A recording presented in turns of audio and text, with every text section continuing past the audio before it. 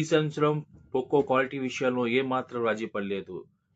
చూడడానికి ఒక stylish vintage phone మాత్రమే కాదు, దీన్ని ఒక ట్యాంక్ లాగా స్ట్రాంగ్ గా నిర్మించారు.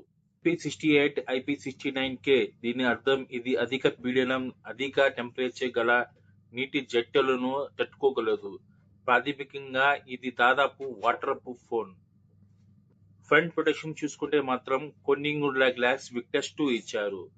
బ్యాక్ ప్రొటెక్షన్ వచ్చేసి ఫైబర్ రీఫర్బిష్డ్ ప్లాస్టిక్. డిస్ప్లే గురించి మాట్లాడుకుంటే 6.8 inches AMOLED in display finger print, దీంతో పాటు Dolby vision, 68 billions colours, HDR10+ support, 3200 nits peak brightness, 1800 nits HBM కూడా ఇచ్చారు. పర్ఫార్మెన్స్ అండ్ సాఫ్ట్వేర్ విషయానికి వస్తే Snapdragon 7S Gen 4 4nm processor chipset ఇచ్చారు.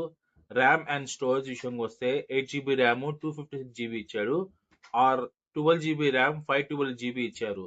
LPDDR4X ప్లస్ UFS 2.2 ఇచ్చారు. ఓఎస్ విషయానికి వస్తే hyper OS 2 based on Android 15.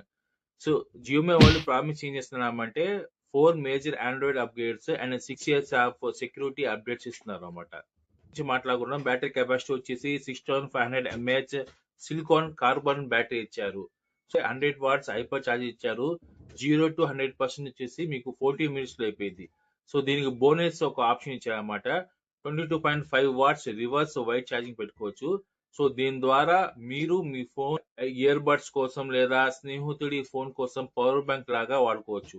వచ్చేసి మెయిన్ కెమెరా వచ్చేసి 50 MP లైట్ ఫ్యూజన్ 800 ఇచ్చారు with OIS support. So ultra wide camera వచ్చేసి 8 మెగాపిక్సెల్ కెమెరా, సెల్ఫీ అయితే 32 MP కెమెరా ఇచ్చాడు. సో వీడియో అయితే మీకు up to 4K at 30 FPS frame తో రికార్డ్ అయింది. సో ఫ్రెండ్స్, ఇది అయితే పోకో M8 Pro గురించి M8 Pro గురించి పూర్తి స్పెసిఫికేషన్స్. సో మీకు వీడియో అయితే నచ్చితే కంపల్సరీగా లైక్ అండ్ షేర్ చేయండి ఫ్రెండ్స్.